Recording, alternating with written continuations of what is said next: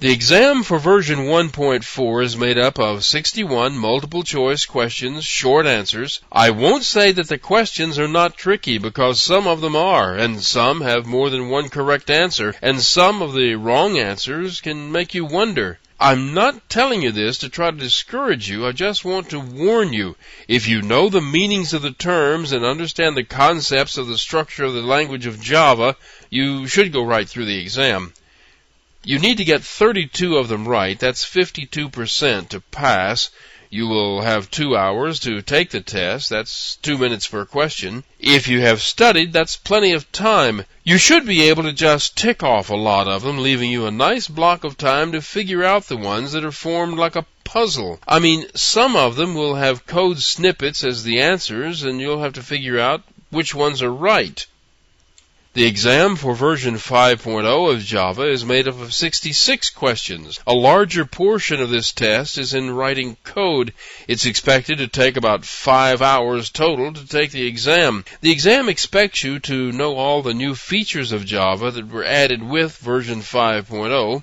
All those new features are described in the examples in this course. The only prerequisite for taking either exam is that you know Java. You should have at least 6 months' experience in Java programming. You can find out all about the latest exams at the Sun website.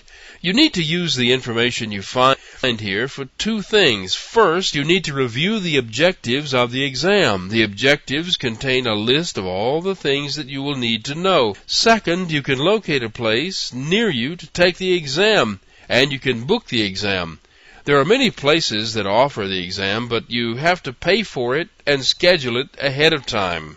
One of the things that's not covered on the exams is graphics. There's not one question about displaying a window or constructing a GUI interface. It's mostly the fundamental structure of the language, from class extending to interface implementing to the data types, overriding, overloading, and such things as that. There's also need to know about some of the special classes, such as strings and collections.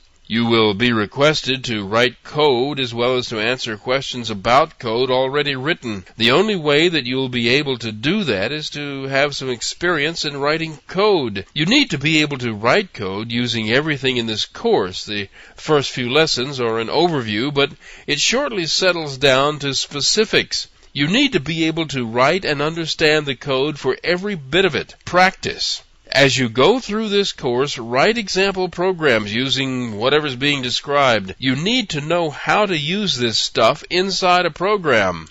The exams are identified by numbers. Here are the numbers for the exams covered in this course. This is the exam for version 1.4 of Java. This is the same exam, but it's for those who already have a version 1.2 certification. It's almost the same as the previous exam, but it's a little shorter. This is the latest exam. At the time these movies were recorded, there was no upgrade exam from 1.4 to 5.0, but I'm sure that's coming.